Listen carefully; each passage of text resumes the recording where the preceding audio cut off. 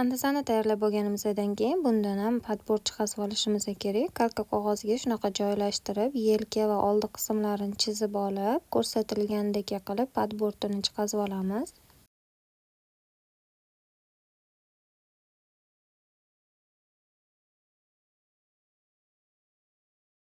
Podbordimizni tayyorlab chizib olganimizdan keyin buni kesib olishimiz kerak qizlar.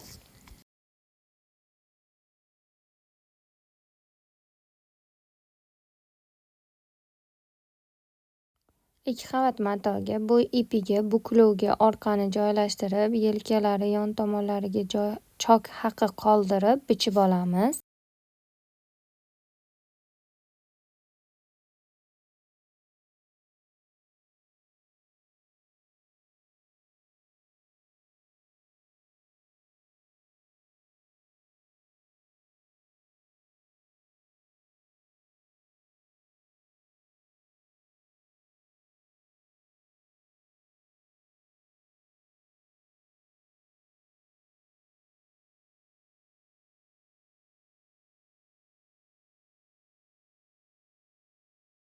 Matoni ikki qavat holatda bo'y ipiga podbordimizni, ya'ni uzun tomoni bo'y tarafiga eniga tushishi kerak materiallar. Shunaqa joylashtirib olamiz. Chok haqilari qoldirib, chizib, keyin kesib olamiz.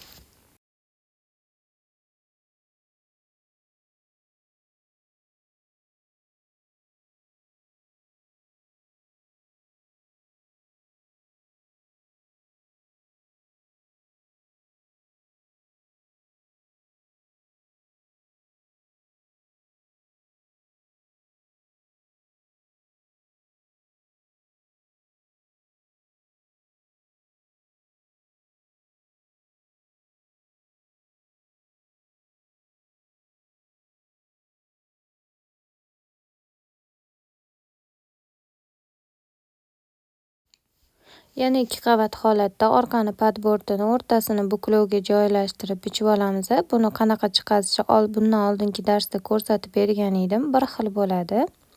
Xuddi shu holatda qo'yib kesib olamiz, chok haqi qoldirib.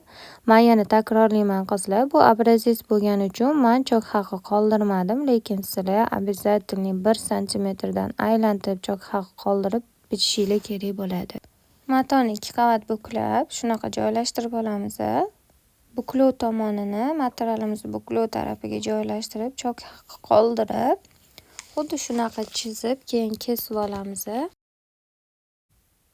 Men rasechka berib bo'yab qo'ygan joyimni sizlar ham chizib qo'yishingiz kerak. Bu orqa bo'yin tarafga tikiladigan joyi. Buni kesib olganimizdan keyin xuddi shunaqa yana bitta kesishimiz kerak. Ikki qavat bo'ladi yoqa.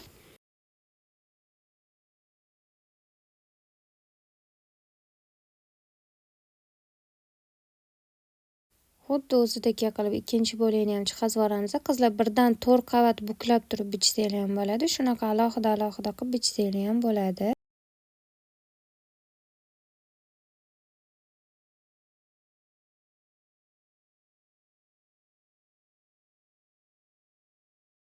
Oldini ham ikki qavat holatda bo'y ipiga joylashtirib olib, faqat buklov joyi bo'lmaydi, hamma joyi chok haqi qoldirib kesib olinadi.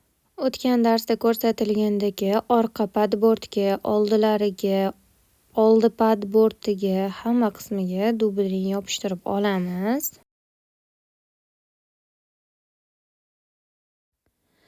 Yoqani ham ikkalasiga ham flizling yoki dubldring yopishtiramiz. Agar kastomli narsa qilayotgan bo'lsanglar, обязательно dubldring yopishtiringlar. Bu formasini ushlab chiroyli qilib ko'rsatadi.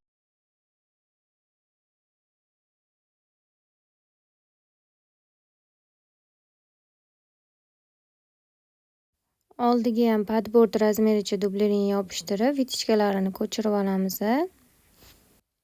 Yoqalarga dubldring yopishtirib bo'lganimizdan keyin ikkita yoqani ham o'rtasini topib, bo'yinga tikiladigan tomonini emas, balki tepada qoladigan tomonini, ya'ni bo'yinga tikiladigan joyi ochiq qoladi, u chunki podbord orasida qolib ketishi kerak. Mana hozir qo'lda ko'rsatayotgan joyimigina o'zini tikib olamiz. Birinchi o'rtasiga bulavkalab, yonlarini ham bulavkalab tayyor qilib olamizda, ko'rsatgan joyimni tikib olamiz.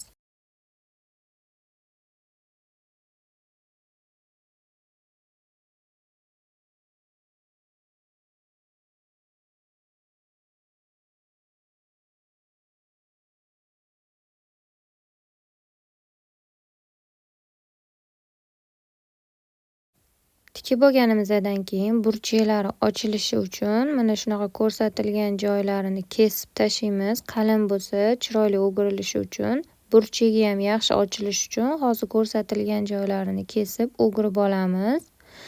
Rasechkali ham berish esingizdan chiqmasin, bu tortishib qolmasligini ta'minlaydi. Rasechka bermasak tortishib qoladi. Qancha chokinglar kamroq haqi tashalgan bo'lsa, shuncha yoqa yaxshi ochiladi. O'shaning uchun men lishnisini kesib tashlayapman. 1 santimetrda tikkan bo'lsam, 1,5 santimetr chok haqi qoldirib, kesib, burchaklarini chiqazib o'girib olaman.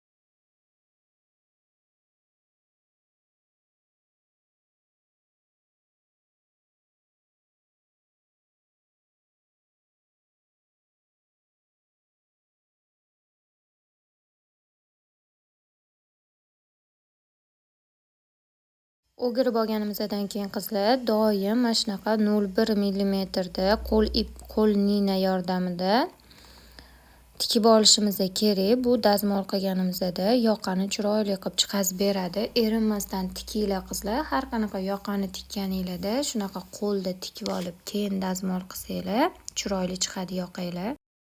Qo'l harakatlarimga e'tibor beringlar. Shunaqa qilib chiqarsanglar, yoqani ichiga kirib qolmaydi, choklarning orasi havo yig'ilib qolmaydi. Uchiga chiqib turishi kerak, joy qolishi kerak emas, tekis bo'lib chiqishi kerak. Oldi tarafiga ham, orqa tarafiga ham o'tib ketishi kerak emas choklar.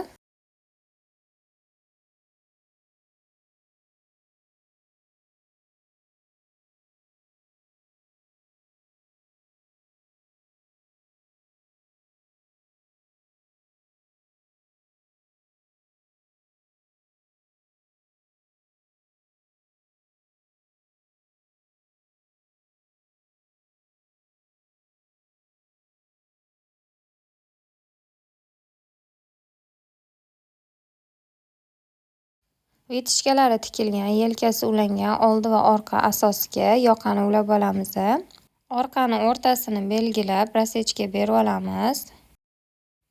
Ozgina qiyshayish ketgan ekan, men to'g'rilab olganman uni qizlar. O'sha joyini kesib tashlab to'g'rilab oldim. Keyin o'rtasiga rasechka berishimiz kerak. O'rtasiligi bilinib turishi uchun. Buni yozib, chizib qo'ysanglar ham bo'ladi, kesib qo'ysanglar ham bo'ladi, xohishga ko'ra. Shunchaki bulavka taqib belgilab olsanglar ham bo'ladi. Yelkani yelkaga qo'yib, o'rtani topib kesib qo'ydim. Bu belgi bo'lib turadi bizga. Keyin mana shu holatida o'ngiga yozib, yoqamizni ham o'ngini, o'rtasini o'rtaga joylab bulavkalaymiz videoda ko'rsatilgandek.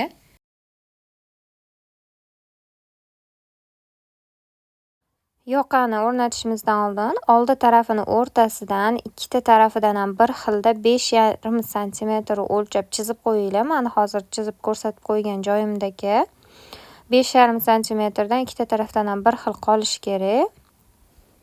Keyin boya aytganimdek, o'rtani o'rtaga, yoqasini o'rtasini o'rtaga qo'yib, bulavkalab, o'sha chiziqgacha bo'lgan joygacha bulavkalaymiz. Xuddi ko'rsatilgandek e'tibor berib, qarab qaytarsanglar, sizlarda ham xuddi shunaqa chiqadi. Rasechka bergan joyimizni yelkaga to'g'irlaymiz. Boya kesib qo'yuvdik-ku, o'sha joyini yelkamizni chokiga to'g'irlab qo'yib olamiz. Uchini bo'lsa chizib qo'ygan joyimizgacha olib boramiz.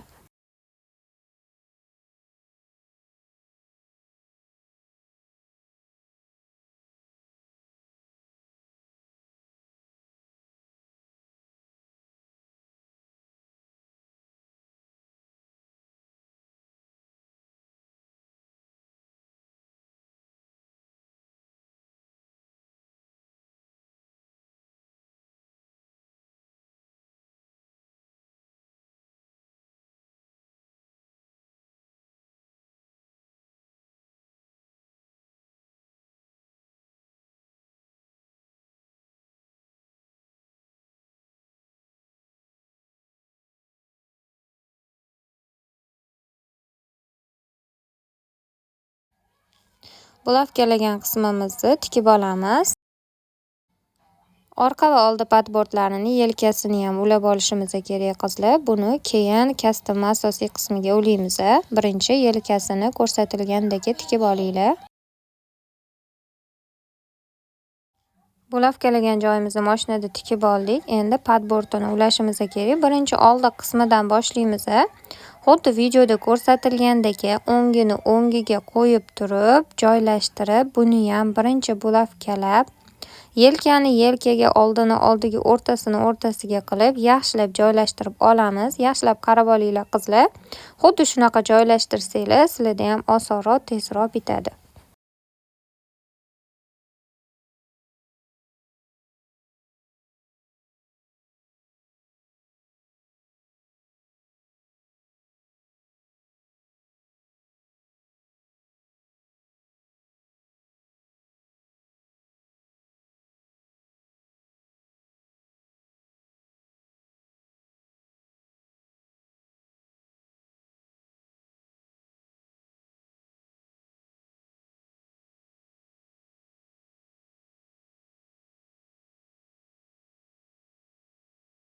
Padbordimizni o'rtasini, yoqani ham o'rtasiga bulavkalaymiz. Har doim rasechkalar bizga yordam beradi. O'shaning uchun erinmasdan rasechka qoldiringlar va o'sha belgilarga amal qilinglar.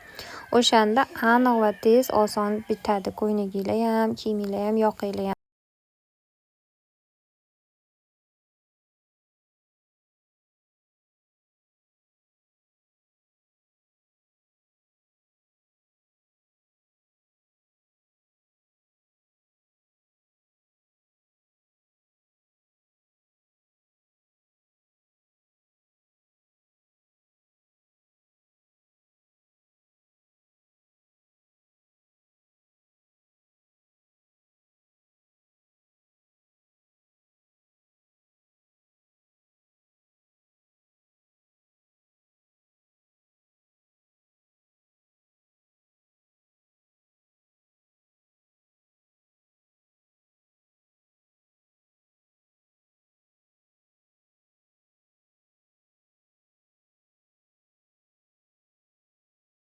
Bulavkalab tayyorlab oldik. Endi qizlar ko'rsatilgan joyini mashinada 1 santimetrda chok haqi tashab yoki bittalabga chok haqi tashab tikib olamiz. Buni oldin yana takrorlayman, qo'lda tikib tiksanglar ham bo'ladi. Burchli joyda ninani ichkarida qoldirgan holatda qayiltirib olishimiz kerak. O'shanda chiroyli qayiladi, uchli bo'lib chiqadi.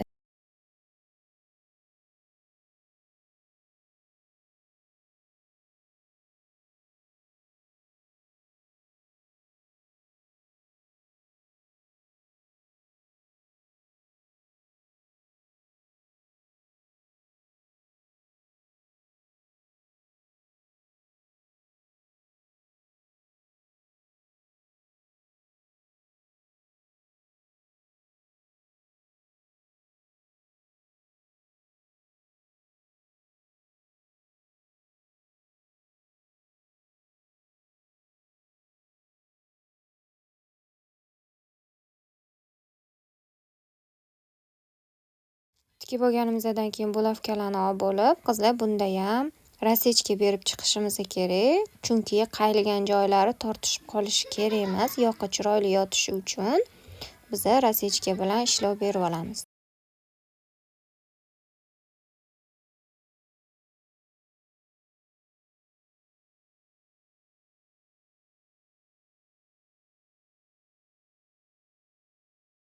Yoqamizni burchagini ko'rsatilganidek qilib buklab chiqazib olishimiz kerak. Qancha uchli bo'lsa, shunchalik chiroyli chiqadi qizlar. O'shaning uchun qalin joylarini olib tashlaymiz. Keyin mana qaranglar. Yoqani qolgan qismi bilan oldidan qolgan qism shunaqa o'lchaganimizda bir xil bo'lishi kerak. Hozir men o'lchaganimda bir xil chiqadigandek, sizlarda ham bir xil chiqishi kerak. Ikkita yoqani bir-biriga tutashtirib o'lchaganinglarda ikkita tarafdan ham qolgan qismlar bir xil bo'lishi kerak. Mana 5 santimetrga 5 santimetr bo'lishi kerak yoki 4,5 ga 4,5, 4 ga 4, 5 ga 5 qancha qolgan bo'lsa bir xil santimetrda bo'lishi kerak. Yoqamiz tayyor bo'ldi. Har doimgidek oxirida dazmol qilib ishni tugatamiz qizlarjolar. Ko'rsatilgandek hamma qismini yaxshilab dazmol qilib olamiz. Dazmol qilib bo'lganimizdan keyin choklarini so'kib tashlaymiz. Qo'lda tikkan yordamchi choklarimiz endi ular bizga kerak emas. Keyin yana ustidan qayta dazmol qilamiz.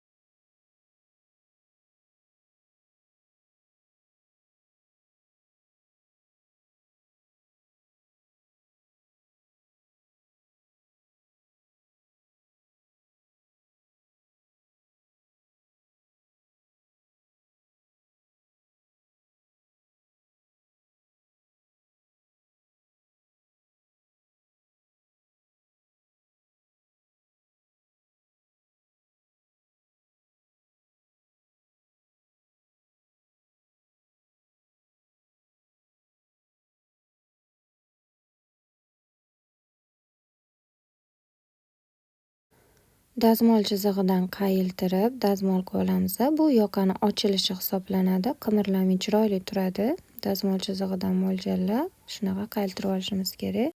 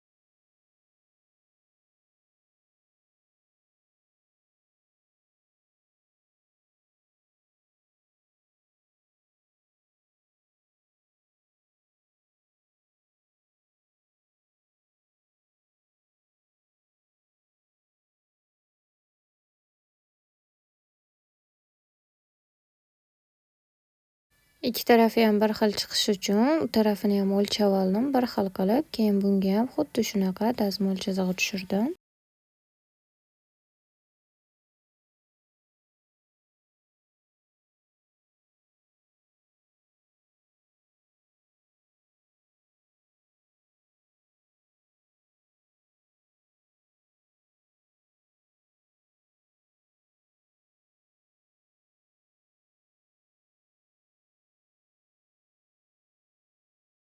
Yaxshilab qotirib dazmol qilib olamiz qizlar. Mana deyarli tayyor bo'ldi. Ozgina yaxshi yotmagan joylarini shunaqa podushka ili mana shunaqa yog'och yordamida bosib qotirib olinglar. Yoqani qanchalik zo'r dazmol qilsangiz, shunchalik shiylarni chiroyli ochib beradi. Yoqamiz tayyor bo'ldi qizlarjonlar. Sizlardan ham shunaqa yoqalar kutib qolaman.